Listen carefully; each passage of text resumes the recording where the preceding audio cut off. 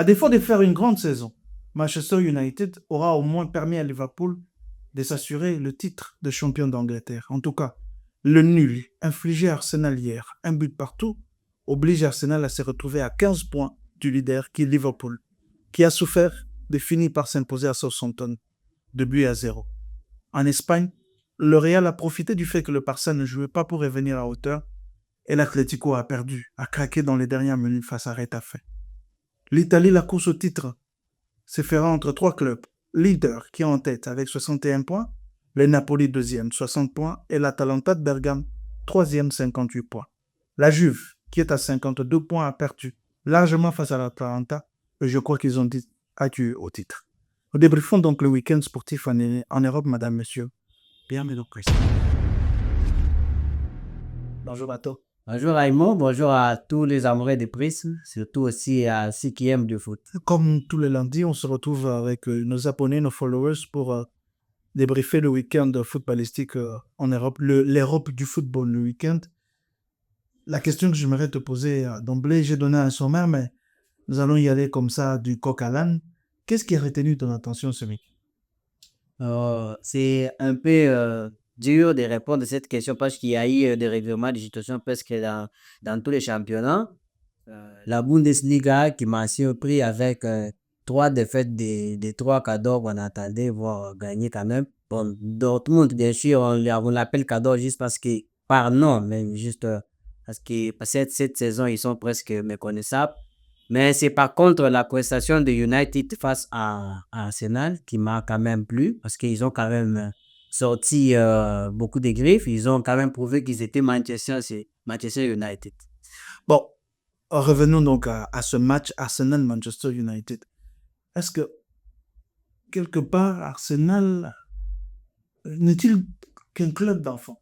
On dirait que ce sont des enfants qui se contentent juste des miettes, qui n'ont pas besoin de grandes performances. Est-ce que, quelque part, on ne peut pas dire, parce que je ne peux pas comprendre que cette équipe qui est allée gagner 7-1 à Eindhoven la semaine puisse faire nul contre Manchester United, qui est justement nul dans la saison? Alors, Manchester United est vraiment nul dans la saison, mais hier, quand même, ils ont essayé de mettre leur nullardisme, mais c'est pas nullardité ou quoi, à côté. Ils viennent de voter, moi. Oui, donc ils étaient tellement forts, ils étaient vraiment en jambes, surtout avec Bruno Fernandes, le capitaine, qui a vraiment bien amené son équipe. Mais le problème se trouve au niveau d'Arsenal. Comme on le disait autrefois, vous l'avez dit d'ailleurs, que Arsenal est là juste pour jouer la deuxième place. Mais aussi, moi, je l'avais dit autrefois que c'est un problème des buteurs. Donc, s'il y a eu assez de buts face au PSV Eindhoven, bon, c'était, comme vous l'avez dit, un jeu d'enfant. Donc, il y a des jours ça marche, il y a des jours ça marche. Je pense que vous savez. Déjà joué Mikel Merino attaquant de pointe, c'est déjà un problème. Mikel n'a jamais été un attaquant. Mais il a quand même réussi à marquer 2-3 buts lors des récents matchs. C'est pourquoi il est là. Mais les autres ne savent pas trouver des différences. Martin Odegaard, c'est toujours un peu. Depuis en dents de scie, depuis son retour, et grandes performances, parfois c'est compliqué. Donc voilà, donc Arsenal, le problème, il est un peu assez profond. Apparemment, je pense qu'en dehors des joueurs, c'est d'abord la mentalité aussi. Le mental. Maintenant, est-ce qu'on va dire que Mikel Arteta n'est pas un grand coach? Parce que finalement, il a eu le temps qu'il lui fallait. Bon, montrer au moins cette envie-là d'aller titiller le leader. Là, on a l'impression que Liverpool joue son championnat et les autres jouent leur championnat. Moi, quand j'ai regardé le classement hier après la défaite, avant-hier après la défaite de Manchester City, et que je trouvais que Manchester City était encore 4e, ça m'a dépassé. Bon, ils sont devenus 5e avec la victoire de Chelsea. Oui. Mais quand même, c'est ahurissant avec tout ce que Manchester City a connu comme défaite. Ils sont encore 5e au classement, c'est incroyable. On dirait que Liverpool joue son championnat et les autres jouent leur championnat. Oui, cette saison, vraiment, il y a pas photo entre Liverpool et les autres équipes parce que vous sentez qu'il y a un grand écart. C'est comme si c'est 2 championnats différents. Les autres, vraiment, beaucoup d'équipes ont vraiment baissé les régimes. C'est la catastrophe presque cette fois-ci parce que vous sentez aussi que les matchs ne sont pas très palpitants comme ça a toujours été. Il n'y a pas vraiment eu assez de duels très chauds, très serrés. C'est comme ça même que le classement, il est un peu trop. Et pourtant, en Ligue des Champions, il y a quand même 3 clubs anglais encore en lice. Et les 3 clubs anglais ont gagné à l'extérieur. Liverpool a gagné à l'extérieur, Aston Villa a gagné à l'extérieur, et Arsenal a gagné à l'extérieur. Mais avec de la manière. et de la manière en plus, mais leur propre championnat, on dirait, bon, je ne sais pas trop ce qui se passe en Angleterre. Ils ne sont pas prêts pour remporter la première ligue. Bon, Liverpool a consolidé sa première place. Et Liverpool, j'ai eu l'impression d'avoir deux équipes différentes. Quand je vois le Liverpool qui a joué hier et celui qui a joué contre Paris, on dirait 2 équipes différentes. Je ne sais pas trop ce qui se passe avec les championnats anglais, mais ils sont là en tête et je crois qu'ils vont finir champions parce qu'avec 15 points de différence, Avec probabilité de finir déjà champion à 3 matchs de la défaite. avec cette différence de points à ce niveau de classement, je crois que Arsenal et les autres ne reviendront plus. Passons à l'Espagne. Nous, à l'Espagne, le Barça n'a pas joué parce que, ayant perdu son médecin, nous envoyons nos condoléances à ce cher club. Le médecin qui est décédé le jour même du match, à quelques heures, alors qu'il était avec les joueurs et on ne s'attendait pas à ce que il casse-pipe. Et comme c'est vraiment un proche des joueurs, on ne pouvait pas les obliger à jouer le même soir. Mais le Real en a profité pour revenir à hauteur du FC Barcelone, même si le Barça a donc un match en moins. Et on dirait qu'ils s'entendent tous. Hein? On dirait que c'est une collaboration. C'est la même famille. Donc tout le monde va, si ceux-ci perdent, l'autre peut gagner. Comme ça, on reste équilibre, tout ça. Les championnats sont toujours serrés, les classements sont toujours serrés. L'Atlético a perdu hier face à Retafe. En fin de match, d'ailleurs, ils menaient 1-0. Et en fin de match, ils ont perdu le match. La lecture d'abord de la défaite de l'Atlético avant de passer à la victoire du Real. Alors, la lecture de la défaite de l'Atlético face à Getafe, déjà, moi, j'ai salué d'abord la belle performance de Getafe qui n'a pas lâché, qui, même quand l'Atlético a marqué le but sur pénalty de Sorloth, c'était contre les cours de jeu. Oui, parce que Getafe avait vraiment fait un très bon match. Ouais, sur le match. Donc, alors, c'était déjà un avantage assez énorme parce que Getafe a beaucoup tiré, je crois plus de 12 fois en première mi-temps, mais qui ne trouvaient pas le chemin de filet. Donc, déjà, ça prouvait, les buts là les a vraiment enfoncés mentalement, mais malheureusement, ils ont su puiser dans leur mental assez fort. Et surtout avec cette faute-là de Daniel Correa qui va écoper d'un carton rouge. C'est qui descend. Justement, je vois encore les commentateurs qui disent si on a accordé un penalty sur ça, comment ne pas donner carton rouge sur Correa? Le problème des arbitres, c'est ça. Parce que quand on a commis une première erreur, on ne peut plus ne plus commettre la deuxième, on dirait. Parce que déjà, les penalties, il est discutable. C'est discutable. Moi, je ne comprends pas l'arbitrage actuellement. C'est comme les week-ends, le match de PSG contre Saint-Etienne, je crois, si je me trompe. Alors, il y a eu une main presque volontaire de Barcola. Non, c'était contre le Stade Rennais. Voilà, c'était le Stade Rennais de Habib Bey. Oui. Une main volontaire dans la surface de Barcola. L'arbitre ne siffle pas. Alors, les gardiens qui réclament Sadbri Samba, il est bon, mais donc, ça fait que l'arbitrage actuellement, c'est pratiquement, moi je pensais que c'était seulement en Espagne, mais c'est voilà pourquoi Paulo Fonseca vient de prendre 9 mois de suspension pour s'être énervé contre l'arbitre.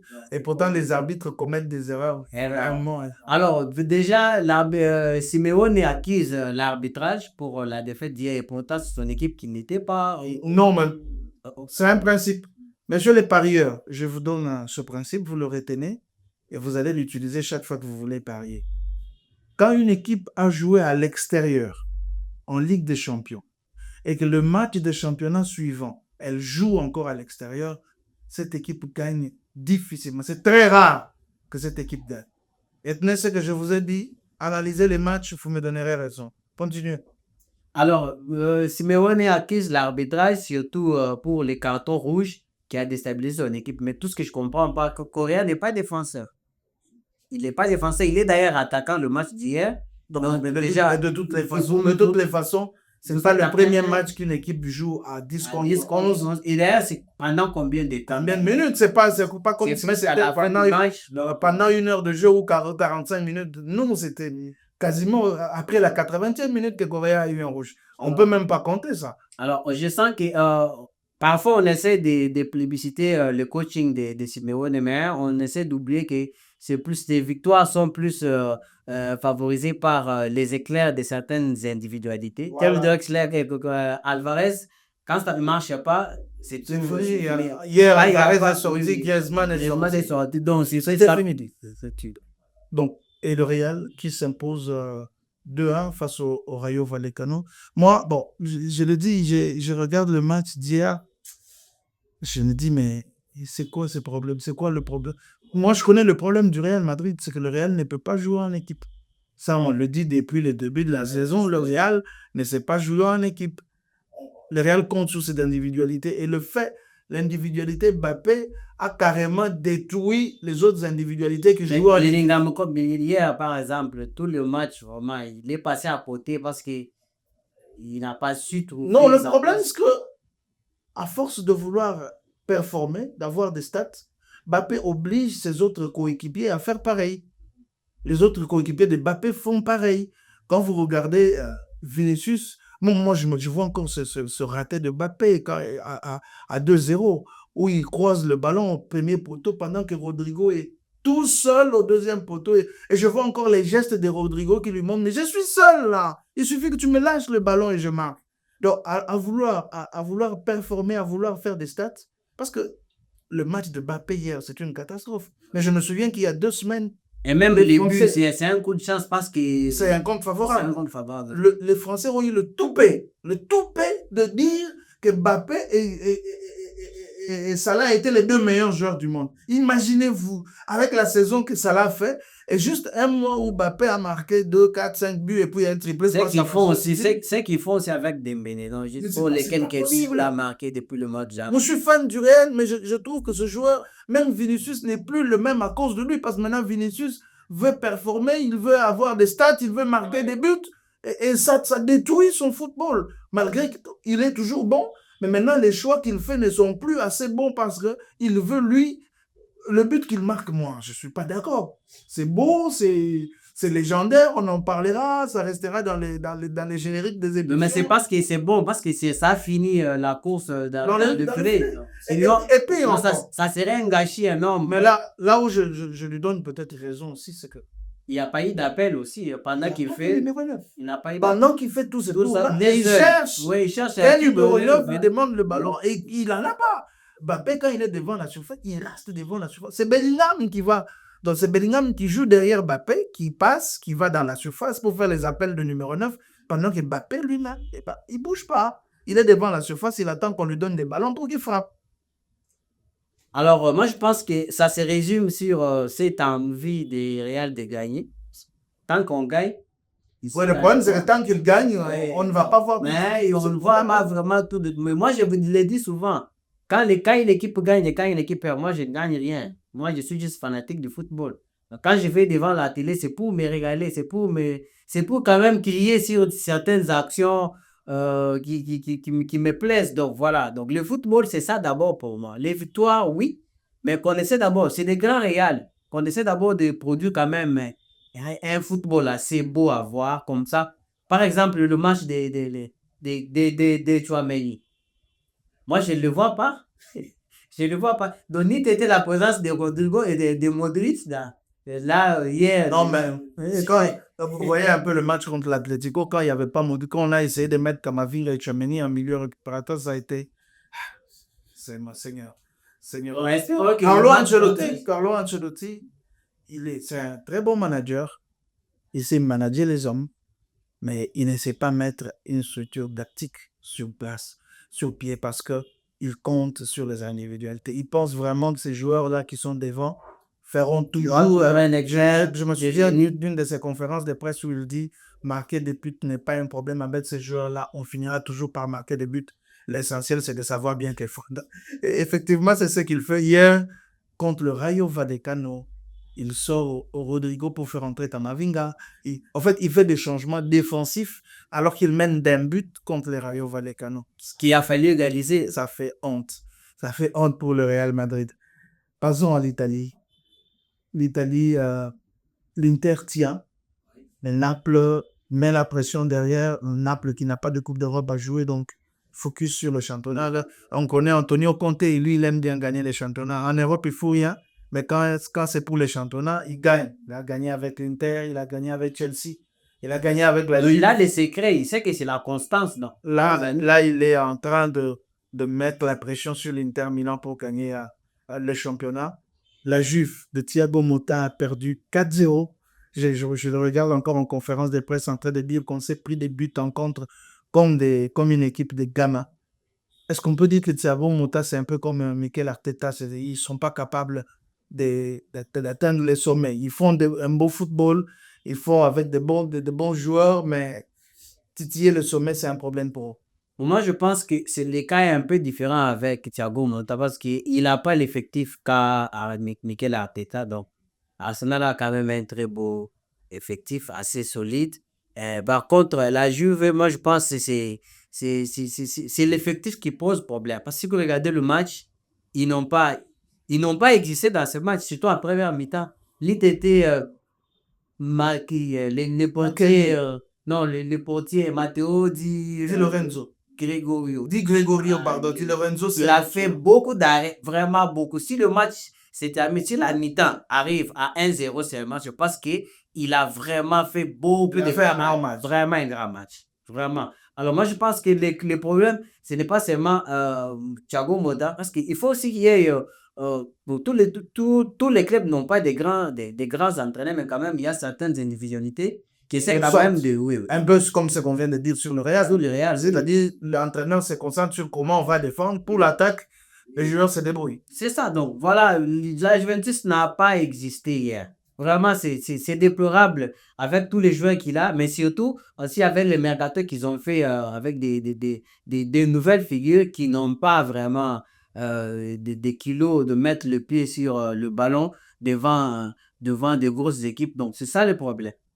La Juve est donc quatrième à 7 points, à 6 points de l'Atalanta de Bergame. Je pense que la messe est dite. La messe est dite et que la Juventus ne reviendra pas. C'est impossible que ces clubs reviennent parce que l'écart est grand. Et maintenant, là, on atteint, c'est ce qu'on disait tantôt, on atteint le moment de la saison où les erreurs comptent double. Comme ce que vient de faire l'Atlético, ça compte réellement double parce que et c'est fini pour eux. Donc, la Juve, c'est pareil. Je ne les vois pas revenir.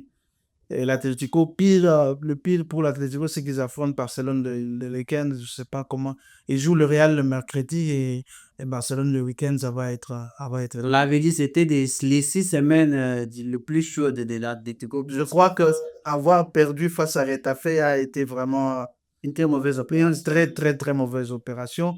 La Juve, pareil, avoir perdu face à l'Atalanta de Bergame, les réclasses. Et Thiago Motta disait d'ailleurs, les journalistes qui nous parlaient des titres vont nous laisser maintenant tranquilles. On va travailler en paix. Bon, on joue pour gagner. Et on joue pour gagner des titres. Je ne sais pas, Thiago Motta le joue pour gagner quoi. Mais sinon, ils ont perdu. Nous allons terminer avec cette émission aujourd'hui. Nous vous demandons de faire un tour sur YouTube. Vous ne vous abonnez pas suffisamment sur YouTube. Vous ne likez pas suffisamment nos émissions. Faites un tour sur YouTube. Prism, R4 Prism. Et nous serons heureux. Merci de nous avoir suivis et rendez-vous en milieu de semaine pour les débriefs de la Ligue des Champions. Au revoir.